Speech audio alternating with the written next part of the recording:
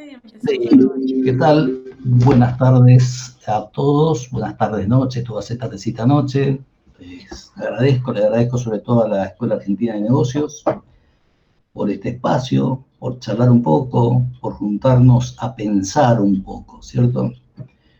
Mi nombre es Carlos Guastavino, yo soy un poco multitask, contador público, investigador, emprendedor.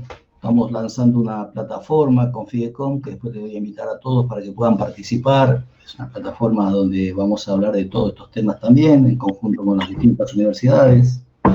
Soy docente, investigador, tengo experiencia en comercio exterior por trabajar en empresas y en bancos, y sobre todo en la parte financiera y el impacto que tiene en las empresas. Que no es poco, ¿no? Pero siempre me defino como un docente, un profesor, tratar de ser profesor, porque eso es lo que nosotros nos va a llevar a generar nuevas habilidades, aptitudes en las personas. Yo voy a presentar, si me permiten, voy a compartir mi pantalla, donde tengo una presentación de la cual vamos a hablar. Claramente, seguramente van a haber preguntas por parte de ustedes y sería muy interesante las preguntas, porque la idea es esa, la idea es, como verán en la presentación que pongo, vamos a charlar un poco y vamos a pensar juntos.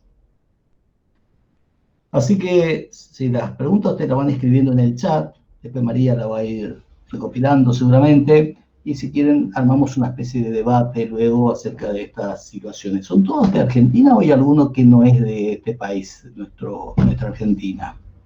¿Alguno del exterior? Henry, ¿de dónde venís? ¿De dónde vengo Sí, o de qué país soy? ¿de qué país sos? De Perú. De Perú. Pero vengo de vivir de Chile 7 años, Sí. un año en Italia, que no me gustó y me vine por acá. Muy bien. Bueno, ¿hace mucho que estás acá? 8 años. Bien. Bueno, algunas cosas ya sabés de nosotros. Bien, bienvenido a lo demás. Voy a presentar para no perder más tiempo. ¿Sí? Me avisan si...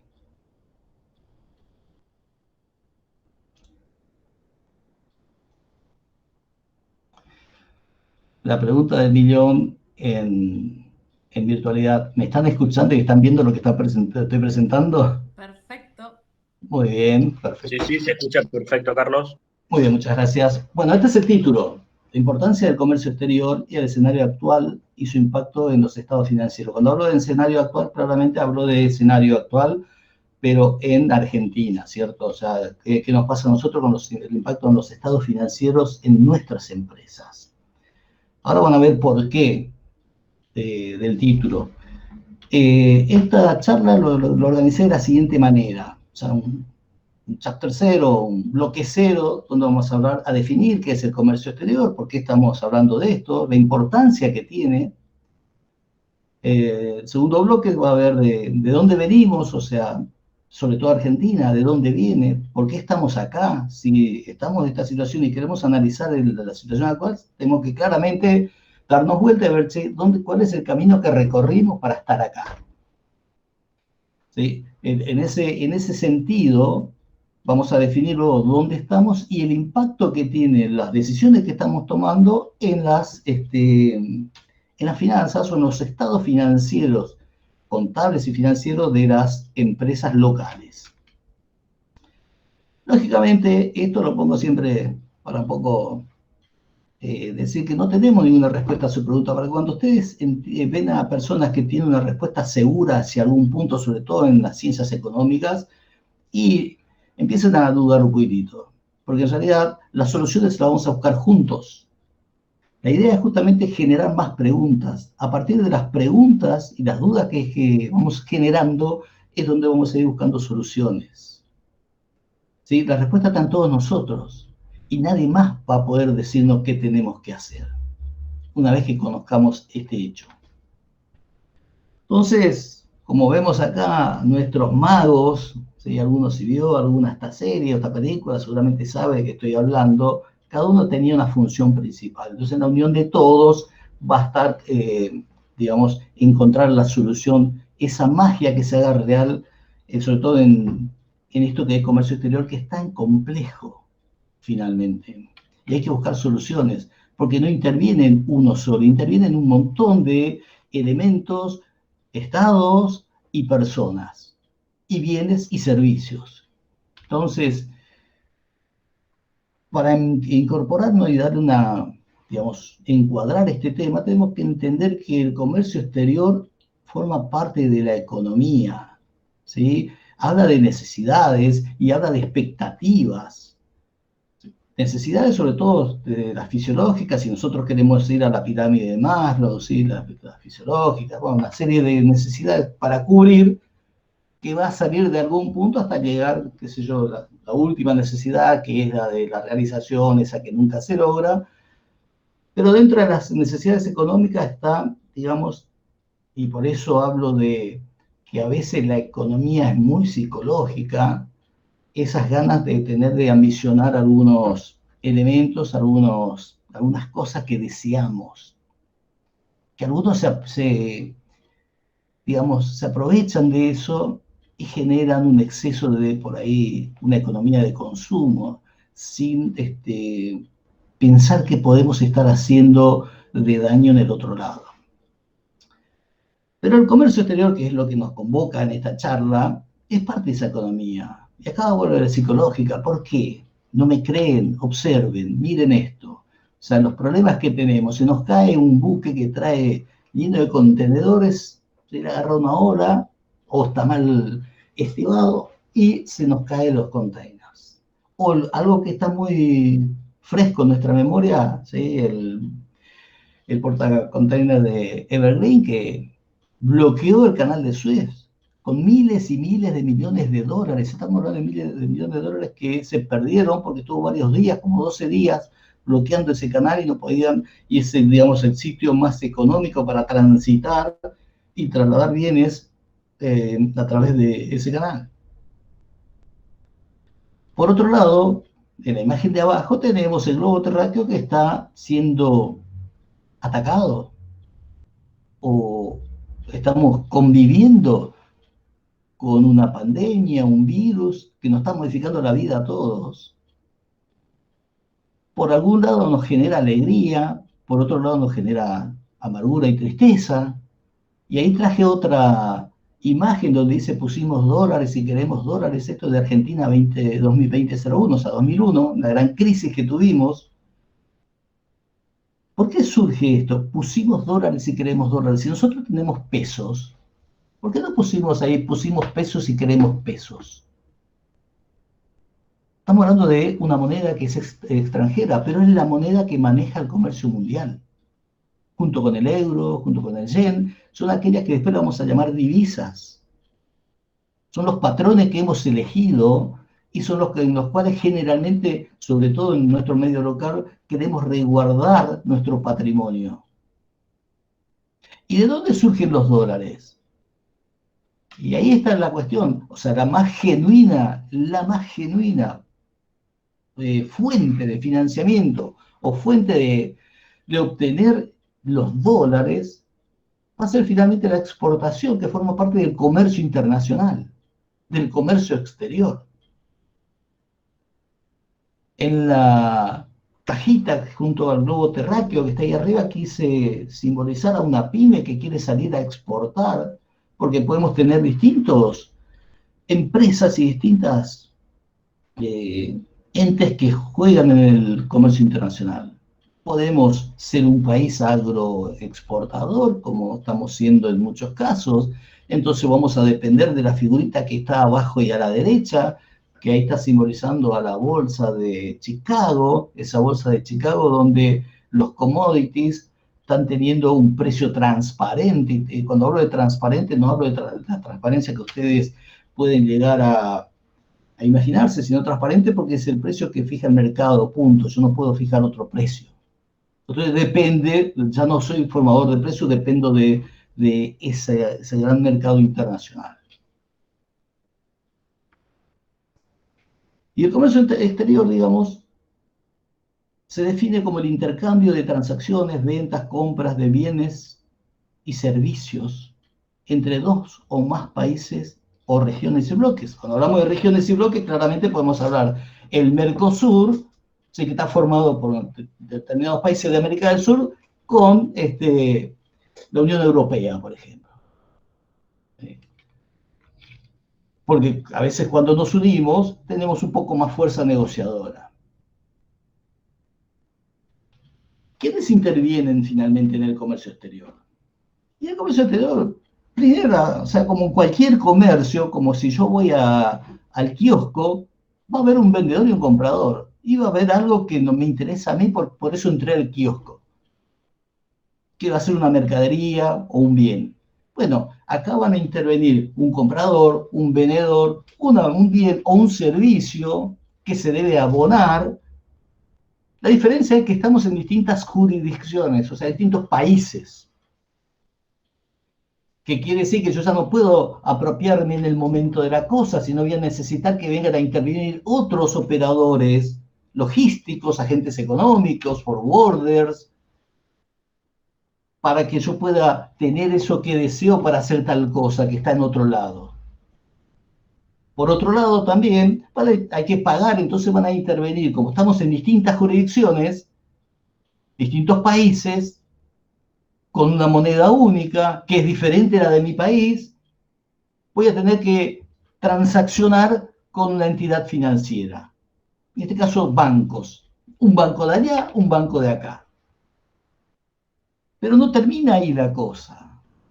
Estamos hablando de dos estados diferentes con total independencia. Por lo tanto, van a fijar sus propias normas al respecto en el comercio exterior. Y generalmente son diferentes, a las cuales tenemos que adaptarnos. Fíjense la complejidad que estamos viendo para generar el comercio exterior. Por eso a veces muchos que podrían salir con sus productos a vender en el exterior, generalmente hablamos de esas pymes que tienen una innovación, por ahí tienen un desarrollo y podrían salir, nos quedamos vendiendo acá en Argentina o en el país de origen, donde están, muchas veces por toda esta burocracia, si se quiere llamar, si me permiten el término, para poder comenzar a salir a hacer mi primera exportación.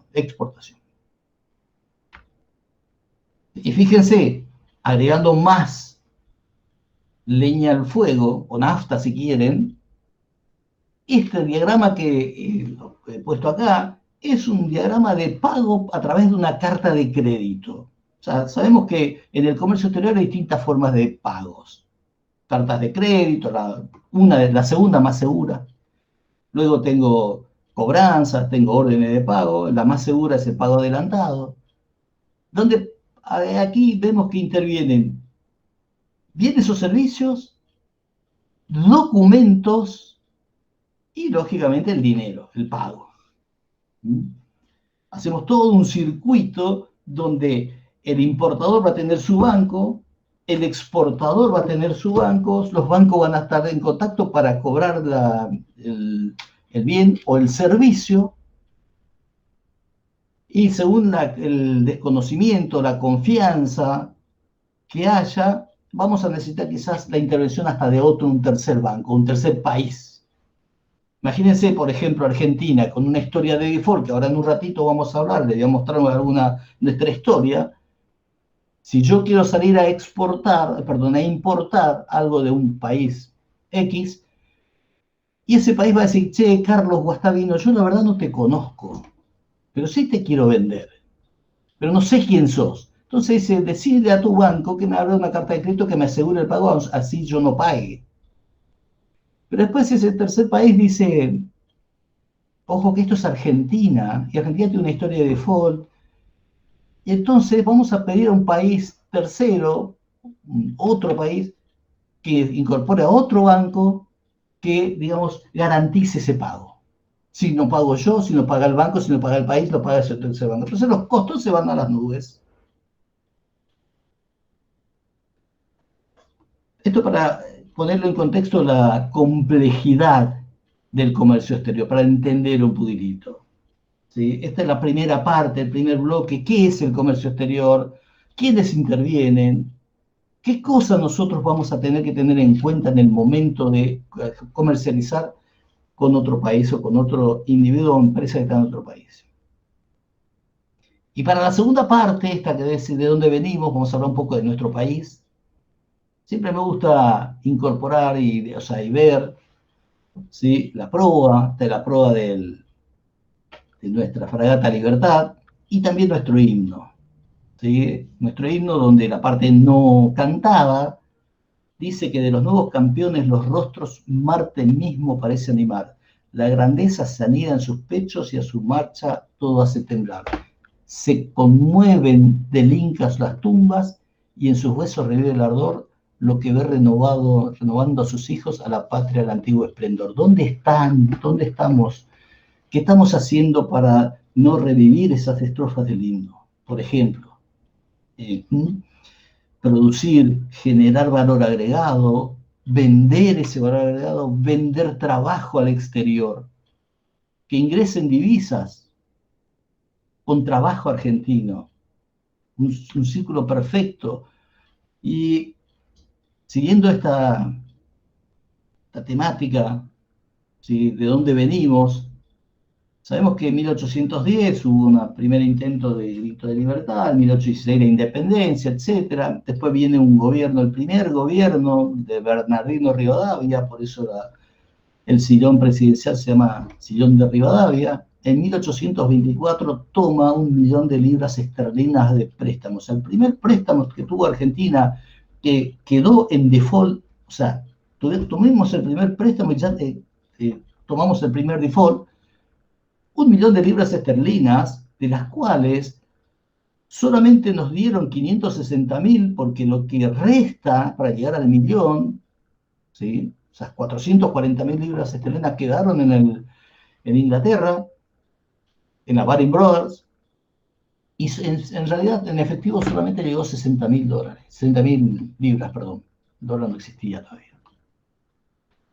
En 1929 ya caímos en default, la deuda se agranda a 1.900.000 libras, 1842 ya la deuda estaba en 2.100.000, en 1853, cuando se crea, o sea, una fecha fundacional, la Constitución Nacional, la República, el federalismo, etc., Urquiza logra, o sea, le vence a Rosas en Casero en 1852, ya la deuda estaba en 2.300.000. Arrancamos con 2.300.000 libras esterlinas de deuda.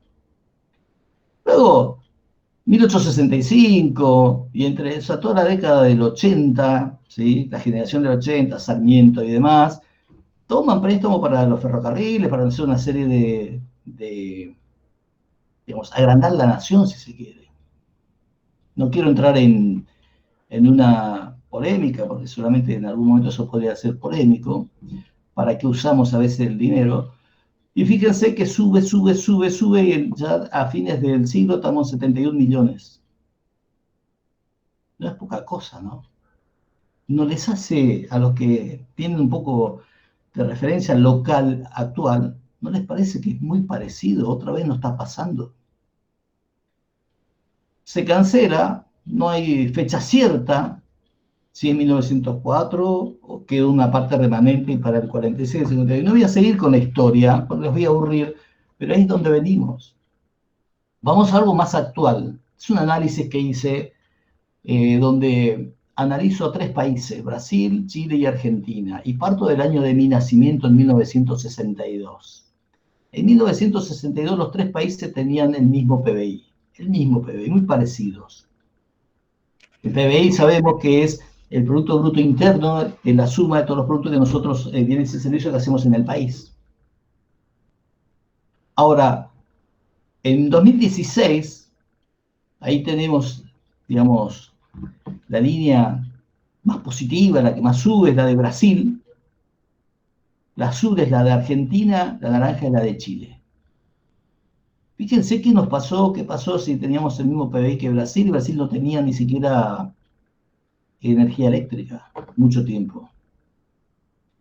Y a veces Cuando nos preguntamos entre nosotros, ¿la culpa de quién es? Y la respuesta generalmente la culpa es de punto suspensivo. No, señores, somos nosotros. Somos nosotros. Fíjense en estos dos gráficos, Argentina versus Brasil, al ritmo de la samba o del 2x4. 1962-2017. Esto es la variación del PBI. Fíjense que Brasil generalmente está por encima de cero. No crece mucho, pero va creciendo al ritmo del 2, al 3, al 4%, que acumulado le genera una gran diferencia con Argentina, que Argentina tiene crecimientos del 10%, pero caída del 10%. O sea, promedio cero. Eso es lo que en economía nosotros llamamos, cuando estudiamos a la economía argentina, el famoso stop and go. Somos especialistas en stop and go. Para también mostrarle un poco de historia, de dónde venimos.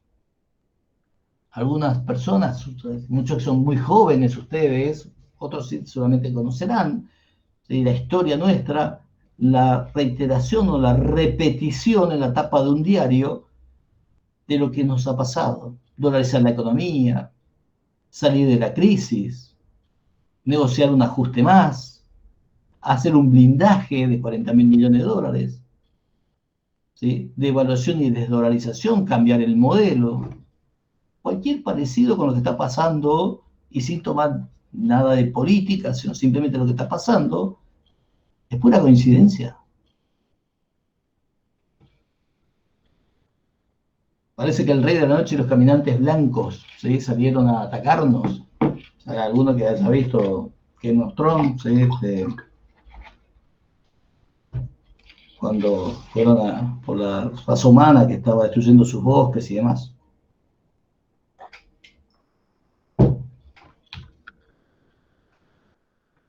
Seguimos un poco con nuestra historia. Fíjense que desde solo 4 años tuvimos superávit fiscal en 6 décadas. O sea, acá empezamos a analizar un poco para ver cómo estamos.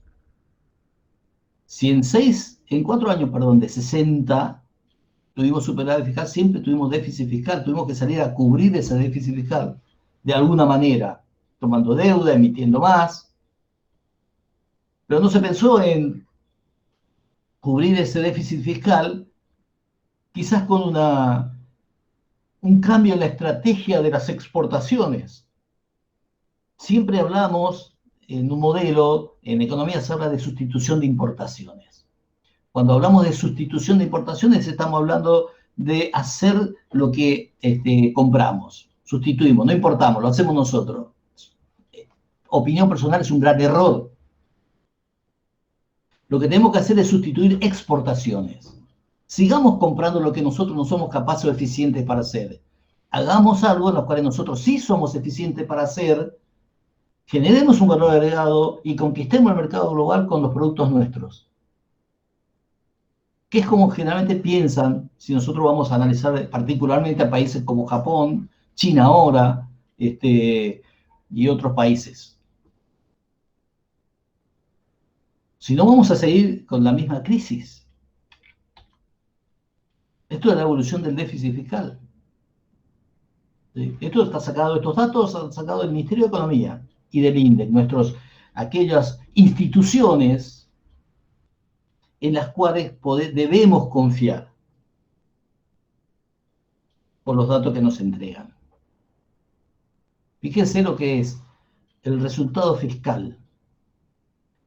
Agréguenle a esto, porque cuando hablamos de déficit fiscal, estamos hablando de que nuestra administración, quien regula o quien controla nuestros recursos, recauda menos de lo que tiene que gastar.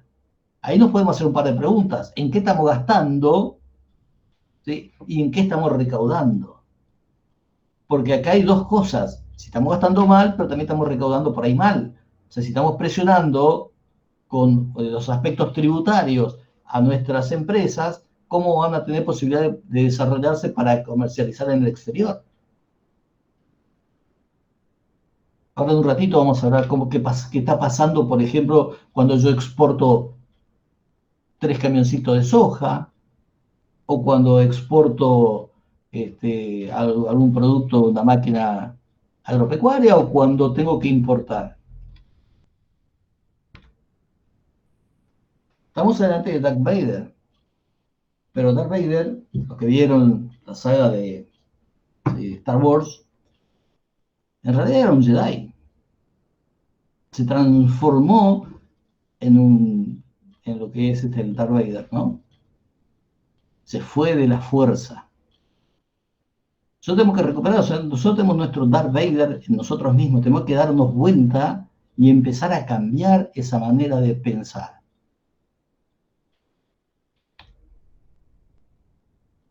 En el capítulo 3 o 2, acá, porque empezamos con el 0, ¿dónde estamos? Y para hablar de dónde estamos traje una canción de Los Redonditos de Ricota, que dice: estás llamando a un gato con silbidos, el futuro ya llegó como vos no lo esperabas, todo un palo ya lo ves. Todo lo que tenemos nuestra generación y queríamos vivir en esta época y nos criamos con el orgullo de la bandera argentina, pensamos que esto se estaba desarrollando, se iba a desarrollar de una manera óptima. Pero algo pasó en el medio y, digamos, tenemos la mitad de la población en la pobreza. Y acá, ¿dónde estamos? O sea, ¿qué es lo que hace un país? Y traje una analogía con lo que hace una empresa, ¿sí? Un país que tiene función tiempo.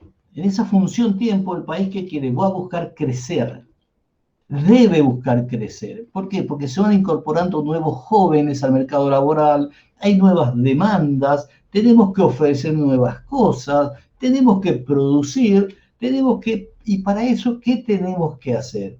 Para satisfacer esa demanda del crecimiento poblacional que hay solamente el crecimiento poblacional que hay en una región. Un país debe crecer su economía para poder satisfacer a esas personas.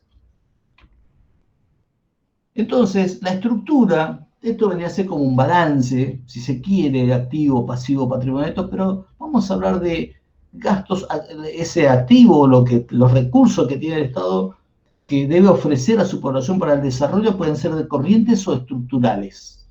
Estructurales voy a generar nuevos puertos, voy a generar nuevas vías de ferrocarriles, voy a tratar de facilitar el comercio exterior, voy a poder generar nuevas, resulta que para traer algo de Tucumán a Buenos Aires, a China, el flete que tengo que pagar de Tucumán a Buenos Aires es más caro que el flete que pago de acá a China.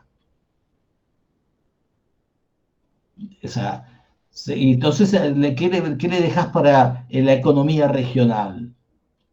¿Sí? El que planta arándanos o el que tiene que exportar en el Alto Valle de Río Negro, por ejemplo, manzanas, peras, jugos de peras, de Misiones que quiere exportar la yerba, etcétera. Tenés un gran problema y entonces lo que tenés que hacer es buscar inversión. La inversión va a ser privada o pública, no me importa. El tema va a ser el tema de los costos, como cuando una empresa se financia, puede ser desde su propio recurso, al salir afuera a buscar los recursos. Lo que va a determinar eso son los costos de financiamiento. Y para tener buenos costos de financiamiento, para poder financiar o para poder facilitar el comercio exterior, vamos a tener que primero demostrar nuestra confiabilidad, bajar nuestros riesgos para determinar esos costos de financiamiento que tenemos. Y luego, claro, luego tenemos que presupuestar, o por lo menos podemos planificar qué es lo que vamos a hacer y pensar en nuestro país un tipo de crecimiento y saber dónde estamos parados, dónde queremos estar parados en 2030, 2040, 2050. Nosotros sabemos dónde queremos estar parados en 2025, por ejemplo, que faltan 3 años y medio. Entonces, es muy difícil poder realmente generar una proyección si no tenemos una planificación. ¿De qué tipo? Yo estoy hablando de la planificación, que por ahí muchos deben estar hablando quizás como una crítica al gobierno. Yo no hablo de gobierno, hablo de Estado.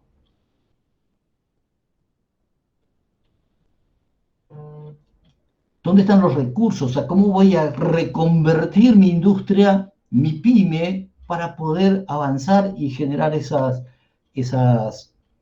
ingresos que me van a poder ayudar a pagar la deuda externa, no andar pidiendo financiamiento y demás? Y todo eso tiene que ver con los riesgos e incertidumbres. Encima ahora estamos en una época de pandemia, pero claramente tenemos que analizar desde los efectos que tienen y qué políticas micro y macro estamos proponiendo. Y entiéndase que el espíritu emprendedor no va a morir nunca. El empresario tiene la idea de arriesgar y de crecer en un mundo hostil y competitivo. El que es emprendedor no lo va a parar una situación como la pandemia o cualquier otra situación. Ejemplos hay de sobra. ¿Sí? Y empresas que están creciendo hoy con esta situación también, pero son los menos. Porque el mundo VICA, ese mundo volátil, incierto, complejo, ambiguo, es lo que existe hoy y va a existir de acá forever.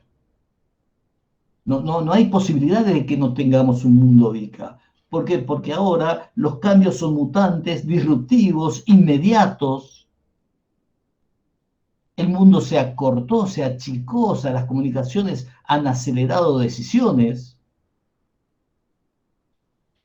con lo cual podemos decir que este es el contexto que vamos a seguir viendo. Adáptate o muere. Esta frase la traigo de las universidades americanas. Cuando alguien es profesor o quiere avanzar en las universidades, tiene que publicar. El que no publica muere, se publica o muere. Bueno, acá es adáptate o muere. El mundo cambió, por ejemplo. Facebook, el medio más popular del mundo, no genera contenidos. Airbnb, claro, está bien. Esto está antes de pandemia, ¿no? Era el proveedor más grande de alojamiento y no posee ninguna propiedad. Uber, la mayor cantidad de flotas de taxi, pero sin ningún vehículo propio. Alibaba, perdón, Alibaba, la comercializadora más valiosa y no tiene inventarios, o sea, no tiene inventarios. El mundo está cambiando, o sea, cambió, perdón. Esto nos pasa lo mismo porque somos bastante reactivos cuando a principios del año 2020 nos dijeron hay una pandemia, no vamos a poder ir más a trabajar a las oficinas, no vamos a poder dar más clases en las aulas, así que hay que empezar a adaptarse y nos adaptamos y lo logramos y la verdad que podemos decir que salimos fortalecidos de esa situación, pero si no había una pandemia íbamos a seguir siendo a la oficina, íbamos a seguir siendo al aula, íbamos a seguir con la estructura anterior porque, digamos, estamos reticentes a los cambios. O sea, teníamos toda la tecnología, teníamos todo para hacerlo, pero realmente no lo poníamos en práctica. Algunos sí, no todos, obviamente, pero la gran mayoría no. Entonces, los cambios de decisiones, este cambio de decisiones, este cambio de hacer cosas, de golpe, bueno, lo tuvimos que hacer y lo hicimos. Debemos dejar de ser procrastinadores. Estamos así estamos nosotros. O sea, tenemos que fortalecer nuestro barco. Ahí es donde estamos. Nosotros veníamos pegando la vuelta allá por febrero del 19, un poquito más allá, y en la actividad económica, porque tuvimos un pico de caída gigantesco a partir de marzo del 18. En marzo del 18 fue una crisis para nuestro país, fundamentalmente porque si ustedes ven la línea entre 15 y 18, dentro de todo estábamos con un buen nivel de actividad, pero ocurrió que nos estábamos mintiendo a nosotros mismos también, porque acá es donde viene algún punto que vamos a hablar en un ratito, que es dónde nos financiamos y cómo nos financiamos.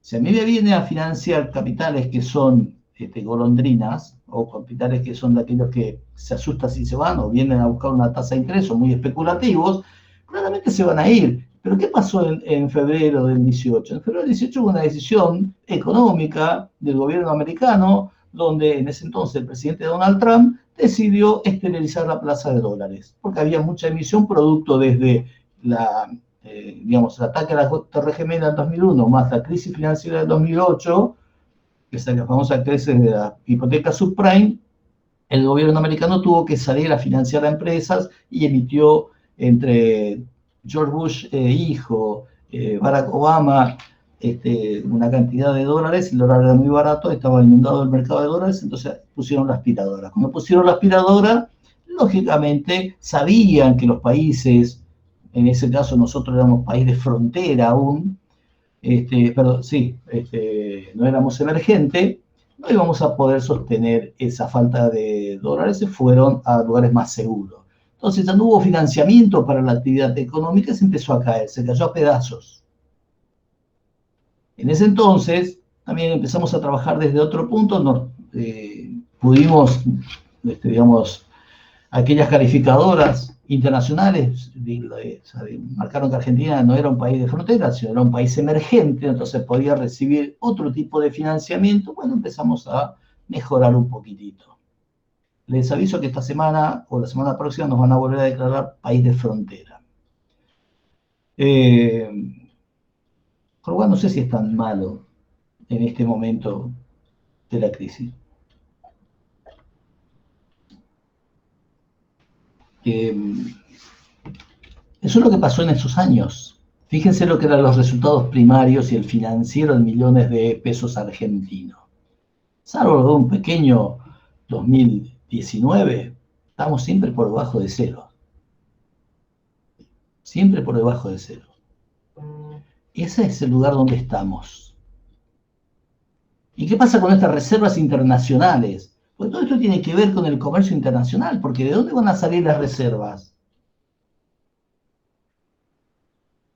Teníamos en abril del 19 72.572 millones de dólares, hoy tenemos 41.872. Por lo menos cuando hablo hoy es el 31 de mayo.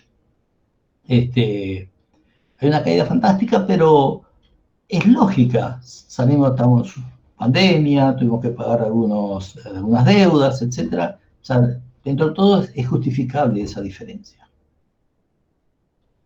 Ahora el punto es, ¿cuánto de esas reservas realmente son líquidas y realizables? ¿Y cuántas están calzadas contra pasivos?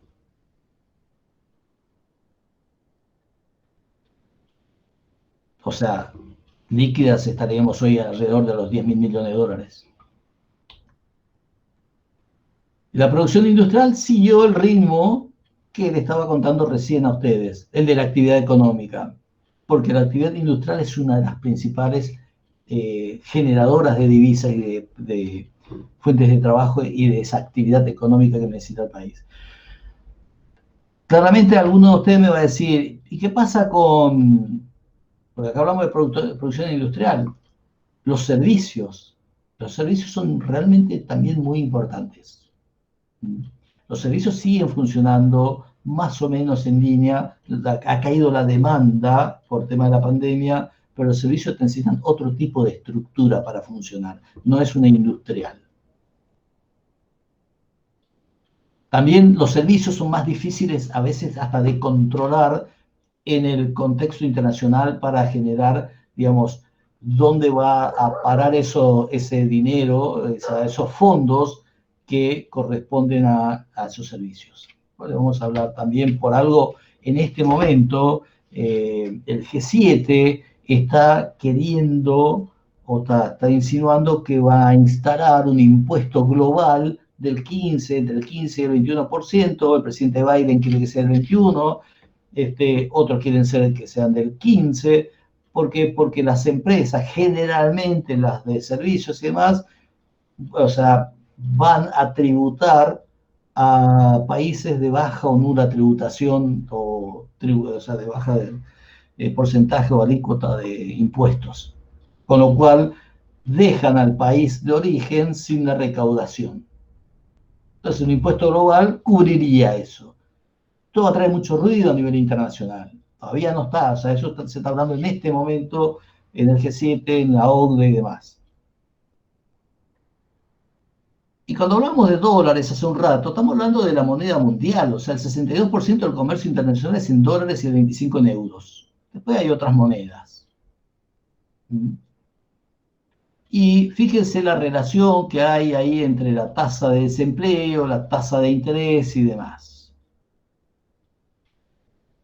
Esto cuando yo les puse ahí, apaguen esa aspiradora que dice ahí, es lo que estaba contando exactamente de lo que producía un efecto en un comercio internacional, en un mundo completamente globalizado, decisiones que toma, por ejemplo, la Reserva Federal impacta en los otros países y más impacto aún en países como el nuestro que tienen pocas defensas al respecto.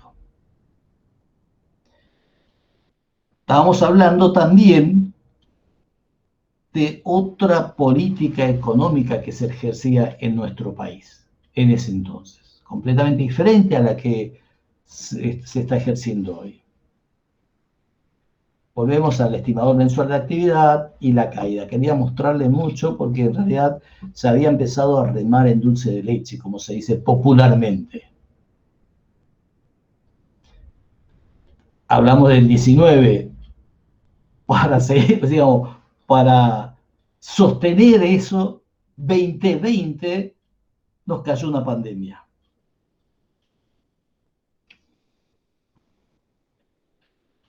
Y esta es nuestra balanza comercial. La balanza comercial de importaciones y exportaciones entre enero del 15 y marzo del 19, donde la línea azul son las exportaciones, la línea celeste son las importaciones. O sea, en esa balanza que tenemos a partir del 18, después de esa crisis, esa caída industrial, dejamos de importar un poco porque, claro, ya no teníamos forma de financiarnos. Tenemos que, el famoso entre comillas, vamos a vivir un poquito con lo nuestro. Vamos a empezar a controlar a las importaciones y vamos a controlar las exportaciones, vamos a empezar a autorizar algunas cosas, otras no, vamos a obligar que traigan las divisas y que no las dejen afuera, entonces empezamos a revertir ese camino. Cambiamos de política. Porque nosotros quisimos, porque el mundo se dio vuelta.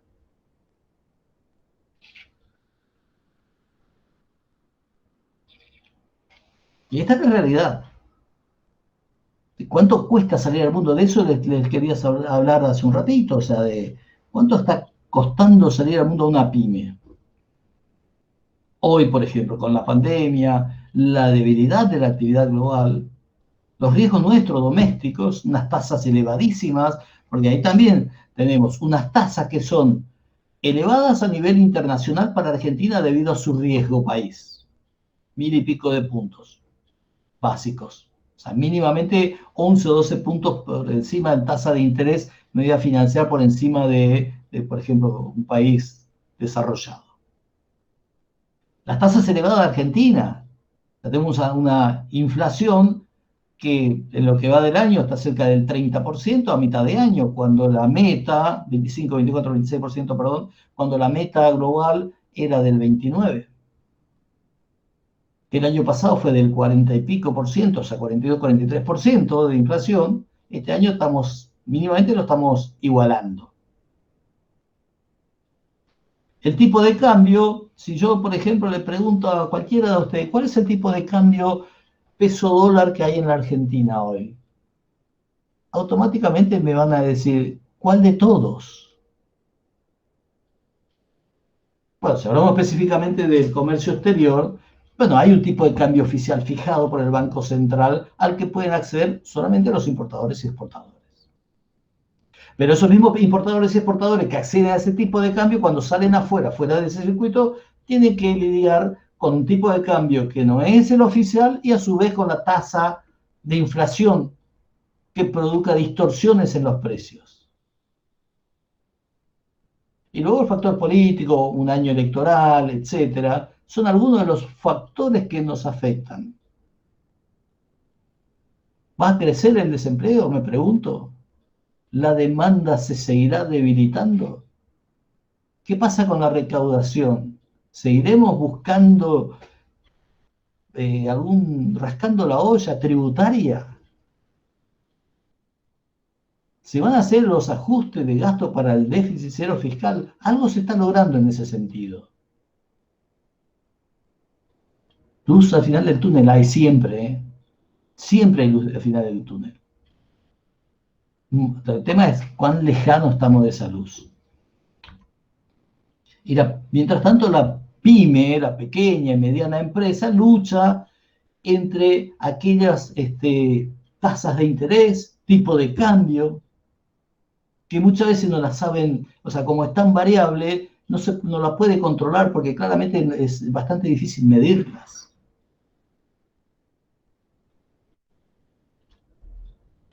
En nuestro país habían 800.000 pymes hace un par de años que generaban el 70% del mercado laboral. La pyme general es el mercado laboral por excelencia en cualquier país. Esas pymes trabajaban con los bancos, no trabajaban en el mercado de capitales, solamente 51 pymes pudieron emitir alguna obligación negociable. Pero llegó en 2021, o sea, ¿qué pasó en 2021? Efecto pandemia, o sea, cambio de dirección económica, dirección política. Hay intervención en los mercados de cambios en Argentina. Eso afectó a las tasas, afecta a la producción. O sea, todo eso que estamos haciendo y que ya está puesto en práctica, ya lleva una experiencia, ya tenemos experiencia de la década pasada o antepasada, ¿alcanza definitivamente? No, porque tampoco no es solamente la cancha, sino también son los jugadores, o sea, nosotros los que jugamos en esa cancha si sabemos jugar.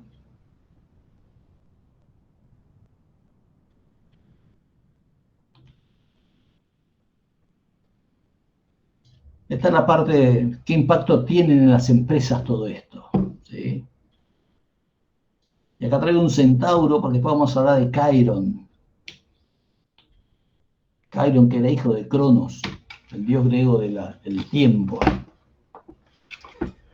Y acá en Argentina tenemos, ahora sí, hablando de toda esta introducción acerca del impacto que tienen los estados financieros en las empresas, cuando el Estado decide intervenir el comercio exterior en forma profunda, o sea, genera la normativa cambiaria del comercio exterior. Acá intervienen estas tres organizaciones, entidades, instituciones, que es el Banco Central de la República Argentina, la Administración Federal de Ingresos Públicos, que para quienes no están acá en Argentina, es, digamos, el organismo recaudador fiscal de nuestro país, el que se encarga de, digamos, regular, reglamentar y cobrar los impuestos nacionales y también distribuir los recursos provenientes de esos impuestos. Nosotros sabemos que un Estado tiene tres grandes fuentes de recursos. Los impuestos al tributario, los sociales, que son las cargas sociales que vienen en la parte laboral, y luego el aduanero, que es lo que nosotros hacemos en el intercambio de bienes y servicios con el exterior. Hay otras, sí, puedo vender todos los activos que tengo en el país, si quiero, sí, eso sí, pero bueno, no es el caso del que estamos hablando ahora. ¿Qué está ocurriendo ahora en esta intervención del mercado en la Argentina hoy? Se crea el famoso MULC, o sea, se crea, se le da fortaleza, se le da músculo al MULC, Mercado Único y Libre de Cambios. O sea, solamente puedo acceder a la moneda extranjera a través del Mercado Único y Libre de Cambios. Por eso es único. Tanto las personas humanas, las personas jurídicas, van a obtener los dólares si desea desde de ese mercado. Cuando yo hablo de ese mercado, estamos hablando de importadores exportadores. O sea, si yo quiero pagar una importación, tengo que dirigirme a mi banco y solicitarle que me venda los dólares. Yo le doy a los pesos, me van a dar los dólares se va a transferir a un país o a una empresa de otro país. Si yo quiero exportar, me van a decir, tráete los dólares de Argentina y va a entrar al mercado único y libre de cambio. No va a entrar a mi caja de mi empresa.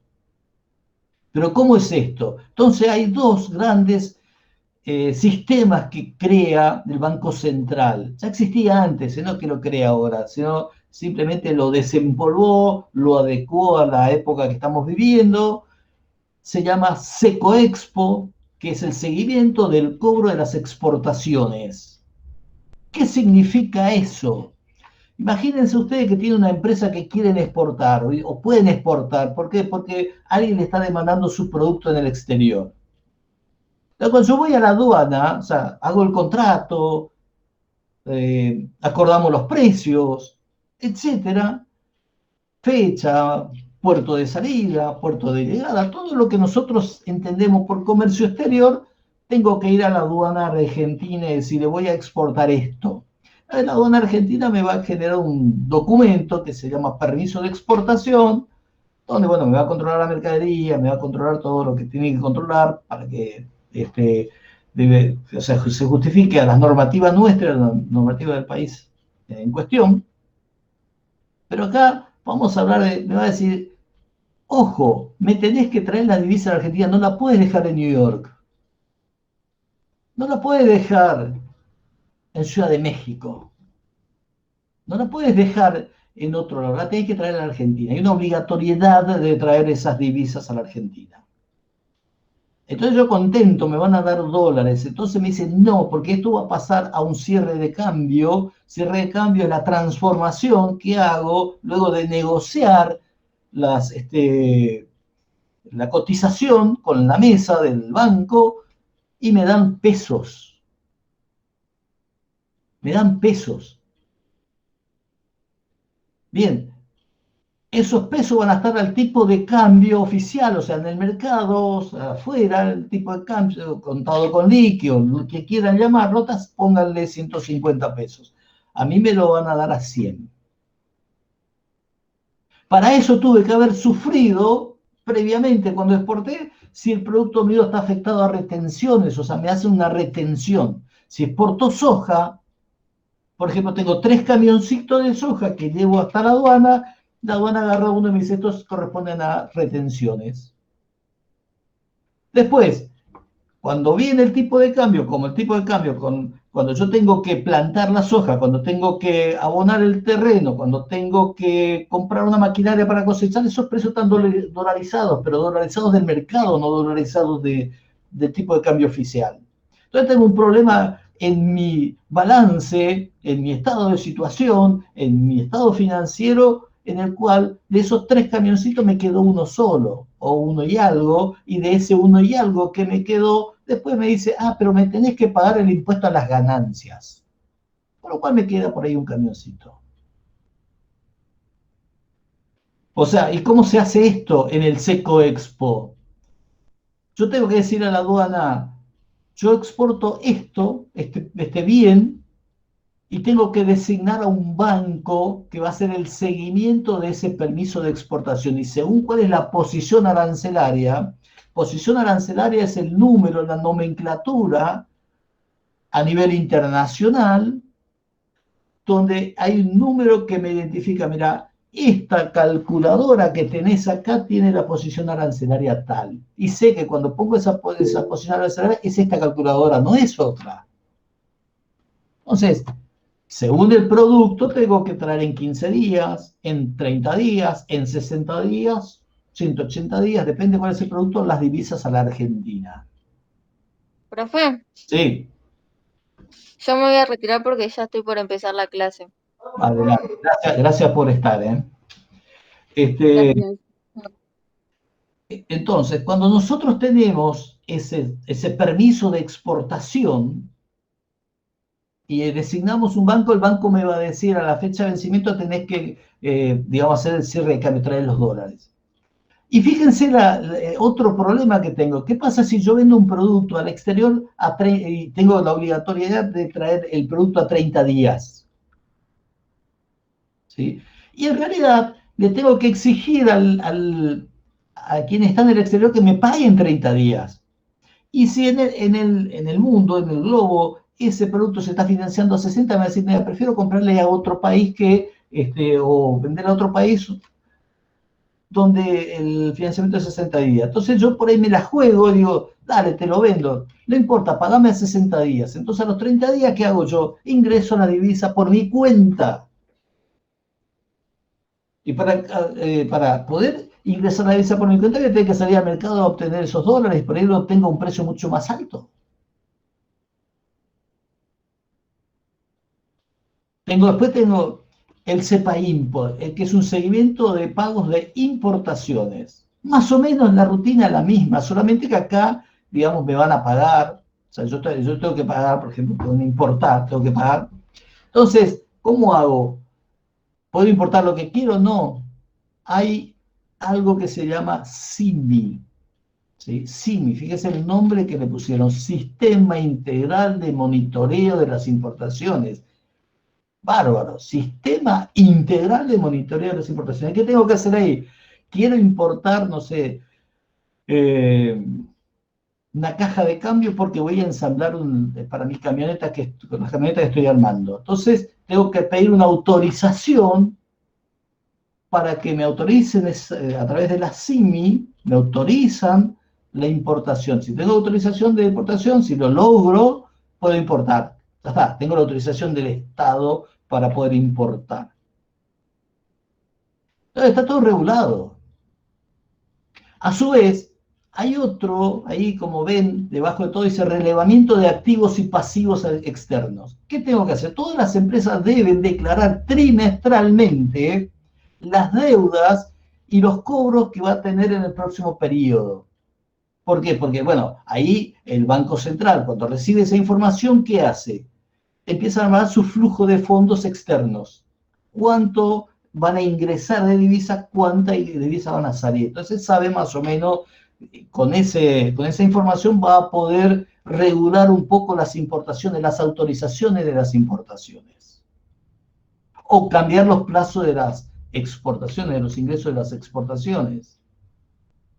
Acá tienen más o menos, fíjense, posición arancelaria y, por ejemplo, tenemos 15 días corridos para todas estas posiciones arancelarias. O sea, tengo que ingresar las divisas, ni siquiera 15 días hábiles, 15 días corridos.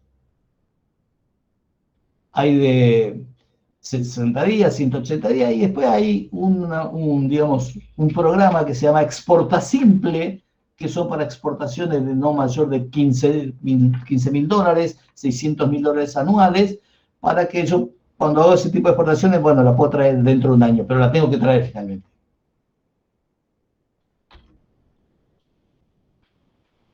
Entonces, el tipo de cambio, el cierre de cambio, nuestro balance al peso del tipo de cambio oficial, la inflación, todo esto me va a generar un impacto fantástico en mi balance, en mi estado financiero.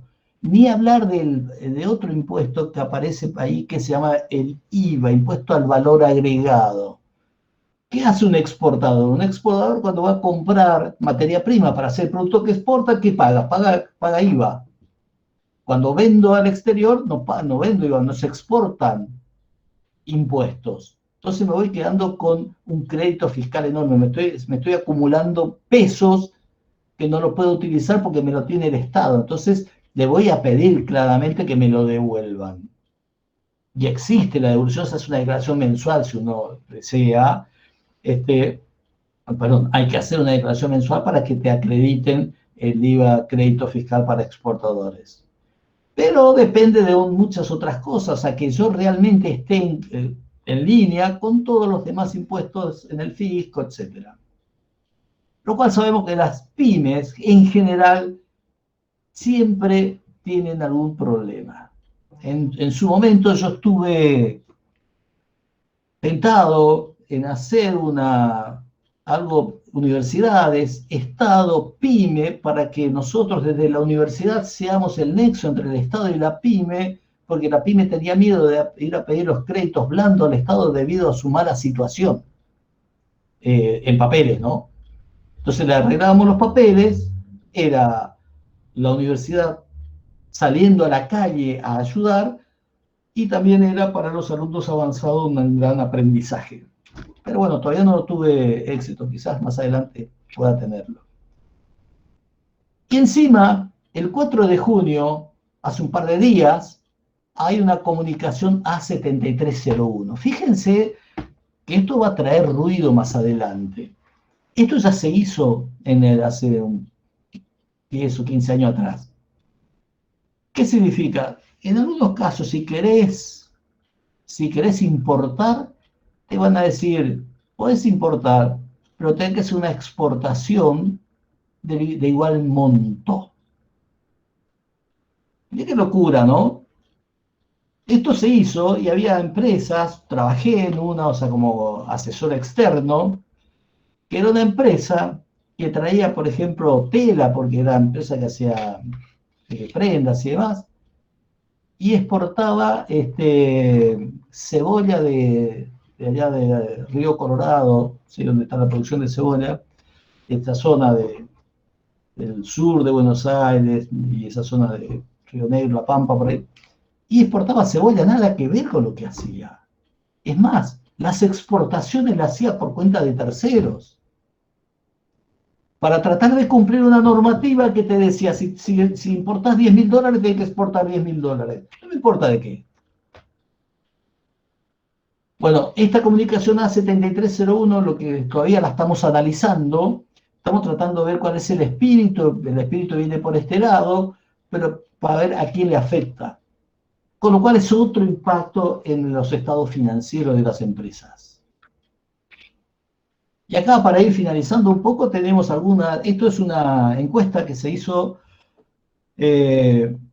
a 100 importadores y exportadores de todo el país, preguntándole, ¿cuál es la problemática de las exportaciones en la Argentina? Bueno, y acá tenemos claramente el 24% el tema de los costos de logística. Lo que yo le dije, si un tucumano quiere exportar algo de Tucumán a China, te sale mucho más caro la logística Tucumán-Buenos Aires que Buenos Aires-China. La caída de la demanda es lógica, estamos en un tema de pandemia. Quiero aclararle que esta encuesta está hecho 2020-2019, en comparación con 2019. El tipo de cambio, la dificultad del abastecimiento de insumos para exportar. O sea, cuando hablo de insumo para exportar, es la dificultad de obtener algunos insumos del exterior, o sea, importar para exportación, eso que llamamos importación temporaria.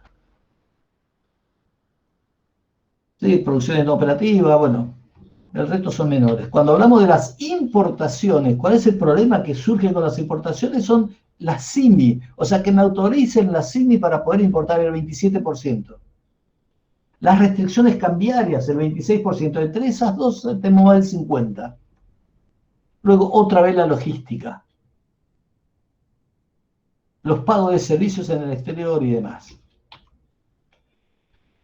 Finalizado 2020, ¿cuál fue el estado de sus operaciones en el exterior respecto a 2019? Se mantuvieron igual un 27%. Cayeron más del 50%, un 23%. Entre el 1 y el 25, un 23%. Y bueno, después aumentaron algunas pocas, o sea, qué sé yo, aumentaron más del 50%, sobre todo la parte de servicios. Esa parte sí pudimos generar buenos recursos. En ese sentido, y en las importaciones y las exportaciones también. Sí, se mantuvieron el 24%, cayeron el 23%, y bueno, y hay algunas que aumentaron. ¿Cuál cree que es la mejor medida que el Estado debería tomar para mejorar la situación de las empresas? Claro, la facilitación al comercio. Tenemos que abrirle la puerta para que puedan comercializar. Reducir los impuestos y sobre todo los derechos a exportaciones. Mejorar un poco la política cambiera. Nosotros sabemos que en este momento estamos en un año político, quiere decir que sostener el tipo de cambio a 100 pesos es algo que va a beneficiar ficticiamente a distintos sectores para no generar una estampida o un crecimiento muy alto de la política del tipo de cambio, lo cual nos va a generar ciertos problemas. O sea, estamos un poco enredados en una telaraña. O sea, tenemos la pinza o el alicate y tenemos que cortar el cablecito rojo, pero están todos del mismo color. O todos son rojos. Entonces, tenemos que tomar una decisión hacia dónde vamos y saber con qué noticia? Con la noticia de que nuestras pymes muchas se están cerrando. No hay gran cantidad de innovación, entonces algo tenemos que hacer.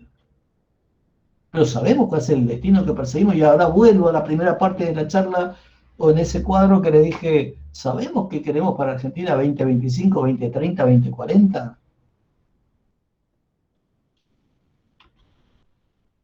Y acá vuelvo con entender cuál es el cronos y el kairos.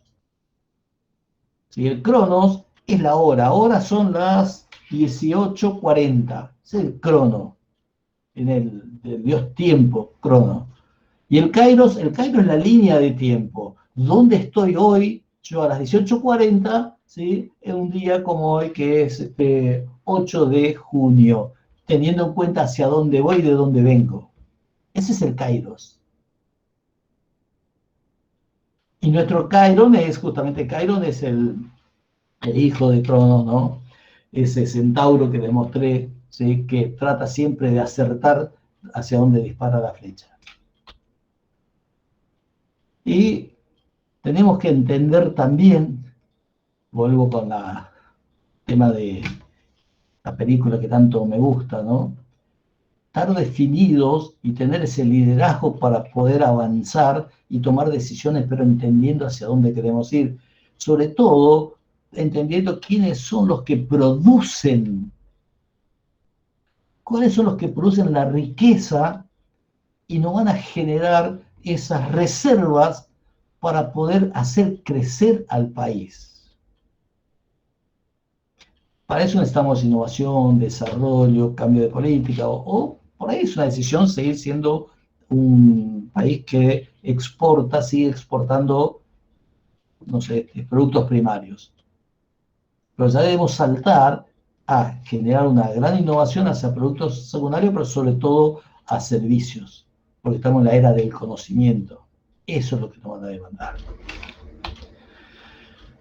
Bueno, esto es lo que le quería contar un poco, cómo está funcionando Argentina en el comercio exterior, las dificultades que están teniendo las empresas, sobre todo por estas regulaciones que tenemos y cómo impacta en su balance fiscal, balance, perdón, económico-financiero y obviamente en el fiscal. Cómo podemos hacer para que las empresas no logran tener la suficiente capital para recapitalizar a la empresa, no les alcanza. Entonces, sí o sí, o mantienen ese ritmo, pero nos está faltando ese crecimiento. ¿Por qué? Porque muchos de los fondos que está recibiendo se van quedando en el costado, van quedando o en el arca de Estado o en retenciones, entonces, o en la diferencia de tipo de cambio. Por lo tanto, les está costando muchísimo reinventarse y crecer para poder generar más trabajo, sobre todo en un país que le falta mucho trabajo. Y que creo que el comercio exterior es un elemento fundamental para el crecimiento del país. Bueno, muchas gracias. Espero que esto les haya sido útil. Carlos, muchas gracias. La verdad que fue muy útil toda la información que nos diste. Hay una sola pregunta que Profe. Pau Orozco, que dice, ¿qué propuesta podría servir para salir de la crisis económica argentina y ayudar a generar riqueza a través del libre mercado? Acá hay un concepto que trajo libre mercado, ¿cierto? Y ahí tenemos una gran definición entre lo que es libre mercado y lo que es un mercado controlado. Yo no creo ni en el libre mercado ni en el mercado controlado totalmente. Debe haber un mix. O sea, que el Estado esté presente me parece bien. El punto es que el Estado no debe asfixiar por sus propias necesidades.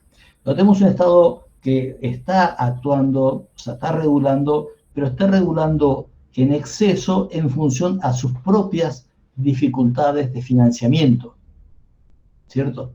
Entonces, lo que tenemos que hacer acá básicamente es bajar las tasas impositivas en aquellas empresas que producen.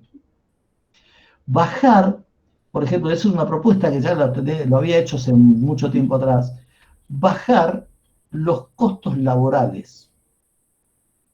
Si una persona no está trabajando y una empresa, digamos, toma a una persona en su trabajo, debería esa persona recibir, sí, un subsidio del Estado, pero en el sentido de que el Estado le pague las cargas sociales y no el empleador.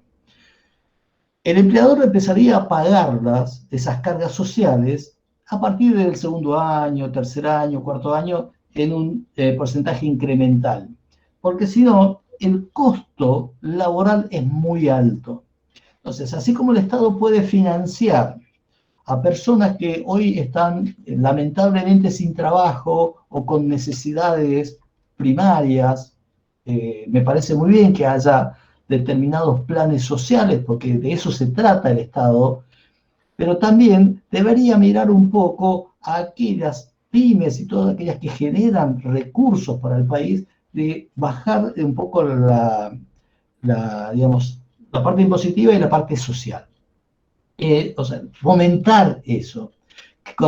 Fomentar sobre todo en la creación de nuevas. Ojo que hay programas también de ese estilo, lo que pasa que están pocos mencionados en el ámbito. Aquí genera un nuevo emprendimiento que esté exento de determinados impuestos, o por lo menos pague lo mínimo necesario hasta que se solidifique. Nosotros estamos en una economía muy volátil, con mucha inflación. Esa inflación también nos genera que estemos, digamos, las empresas se vean afectadas con eso. Y acá es un problema de dos vías, no es de una sola vía. Porque acá yo estaba hablando solamente de parte del Estado. También, por eso le puse en algún momento, somos nosotros. Nosotros debemos entender que no podemos seguir en el mundo de la inflación. Y no es solamente un tema del Estado, porque hay emisión monetaria, se puede justificar de todo punto de vista, o sea, cuál es el origen de la inflación, pero un gran componente de la inflación viene por parte de nosotros los actores privados, si se quiere. ¿Por qué? Porque al generarse nuevas expectativas hacia un tiempo donde el precio creemos que va a estar a tal valor, ya lo incrementamos nosotros. Acá hay que hacer un gran cambio. Lógicamente los cambios vienen de arriba hacia abajo, porque si son de abajo hacia arriba son graves. Los cambios tienen que ser de arriba hacia abajo, en los cuales el Estado debería mostrar eso. Bajar impuestos, ayudar a incorporar gente que está sin trabajo con la pata del Estado al lado de la pyme y empezar a trabajar en esa dirección. Y sobre todo definir qué tipo de país queremos a nivel comercio exterior. Si nosotros vemos los porcentajes de qué exportamos o qué exportación nos trae más divisa, y vamos a terminar plantando soja hasta en la terraza de nuestra casa, y sabemos que la soja no genera trabajo, por ejemplo. La soja genera un trabajador cada 50 hectáreas. Entonces, no está bien eso. O sea, ¿por qué no planta soja china y nos compra a nosotros? Porque no les conviene. Prefieren hacer cosas que nosotros le compramos, pero nos compran la soja. Y si invertimos esa ecuación y generamos valor agregado y vendemos nosotros valor agregado, o hacemos una gran combinación. Pero claramente debemos tener una decisión de país al respecto. Ni no hablo de gobiernos, hablo desde el Estado. ¿Sí? Henry, tenías dos preguntas. Sí, Carlos. Sí. Bueno, la primera vendría a ser, ¿colocás a Argentina entre los 20 países con mayor economía del mundo? ¿Cómo no escuché bien? Perdón. ¿Colocás a Argentina entre los 20 países con mayor economía en el mundo? Argentina está dentro del G20, ¿sí? No. Está dentro del G20. Argentina, en este momento, Argentina tiene un país que no es solamente por el tema de lo que produce y la crisis que está, podría estar afuera, pero Argentina está dentro por los recursos que tiene. O sea, cuando alguien sale afuera, pónganle que yo salgo, administro el país, digo, mira, Argentina es un país pobre, se van a dar vuelta, generalmente hacen eso y dicen, no es pobre, es un país mal administrado. Usted es un país rico. o sea, con riqueza potencial, no saben explotarla. O sea, suponete que nosotros estamos en vaca muerta, tenemos gas shale ahí, imaginemos esa situación. Podemos generar energía, porque ahora estamos otra vez volviendo a traer, por ejemplo, el barquito para gasificador, que nos va a salir miles de millones de dólares y va a estar estacionado ahí dándonos gas para el invierno. El punto es, tenemos vaca muerta, ¿quién lo explota? Lo va a explotar Exxon, lo va a explotar Shell, lo va a explotar cualquiera de unas empresas, porque no tenemos la tecnología ni el conocimiento. El país, o sea, un estado se mide por su recurso principal, y el recurso principal tiene 1 kilo 300 gramos, es todo arrugado, es gris, o sea, es el cerebro, es lo que nosotros tenemos, es el conocimiento. En una sociedad el conocimiento de nada vale que vos tengas campos, que tenga petróleo, que tenga ríos, si el otro recurso no está. Si no, preguntáselo a los japoneses que están sentados arriba de una isla de 300.000 kilómetros cuadrados, donde lo único que hay es japoneses y piedra, no hay otra cosa, y todos estamos esperando a ver qué nos sorprenden esos tipos. Pero cuando le pasa una catástrofe, en un mes se levantan totalmente. Porque tienen otra cultura, o sea, otro modelo de pensar, otro modelo mental. O sea, tuvieron en 1945 2 millones de muertos, 2 ciudades con bombas atómicas, y ahí fue alguien, ¿sí?, que les dijo, ustedes pueden ser ricos, y terminaron siendo ricos. Y ese personaje que fue a Japón a decirle eso se llama Edward Deming. Edward Deming es americano y le dijo a los japoneses, ustedes pueden ser ricos, y les dio los lineamientos, ellos lo tomaron y son lo que son hoy. La presea, la medalla de la calidad en Japón se llama Edward Deming. O sea, los cambió el modelo de pensar, porque previo al 45, previo a la Segunda Guerra, era un país feudal con donde estaba, digamos, el representante del dios en la tierra, para ellos era el emperador, etc. Cuando desmitificaron esa creencia, lograron ser lo que son. Nosotros también, o sea, si te pones a pensar en Argentina, ¿qué somos Argentina? Argentina es un país adolescente que tiene 200 años de existencia, nada más. Cuando ves cómo está conformado por un montón de grupos de personas, desde los famosos inmigrantes que vinieron de Italia, España, nuestros abuelos, laburantes, luego tenemos la inmigración interna, sí, que vinieron de las provincias, porque estamos hablando de un país que tiene la gran cantidad de población en la provincia de Buenos Aires y Capital Federal, y ahora tenemos otra inmigración que son, caso Henry, que viene de Perú, caso amigos míos que vienen de, digamos, Paraguay, o sea, una inmigración interna. Y todas esas personas luego van a formar el ser argentino. O sea, el ser argentino, yo entiendo que aún no está conformado en sí. No hay un pensamiento argentino en sí. Salvo cuando sale a jugar la selección nacional, que sacamos la banderita y ahí estamos Argentina, ahí hay un espíritu de que somos todos uno. Pero en cualquier otra cosa, uno va a decir blanco, otro va a decir negro. Entonces, ahí es donde estamos en ciertos problemas. O sea, empezar a salir de esa adolescencia y empezar a crecer como una unidad de país. Bueno, y una última pregunta, ¿se puede? Sí. Sí. ¿Cómo ves a la Argentina de acá en 15 años, a futuro? Bien, yo hice una investigación en el año 2015, cuando entró a la presidencia el gobierno de Mauricio Macri. En ese entonces, ¿por qué? Porque Mauricio Macri prometió cero inflación a su final de mandato. Entonces nos juntamos entre varios y dijimos, vamos a investigar si realmente se puede hacer cero inflación en ese tiempo, ¿no? Lo que, haciendo las cosas bien en esa época, habríamos llegado a inflación cero en el año 2023. En 2023, con inflación cero, o sea, no inflación cero, una inflación de 2 puntos, 3 puntos, una inflación de países... un país, claro. Entonces, ahí estarían entrando las inversiones estructurales, no las inversiones financieras que entraron en esa época. Con las inversiones estructurales podríamos desarrollar el país estructuralmente hacia 2030.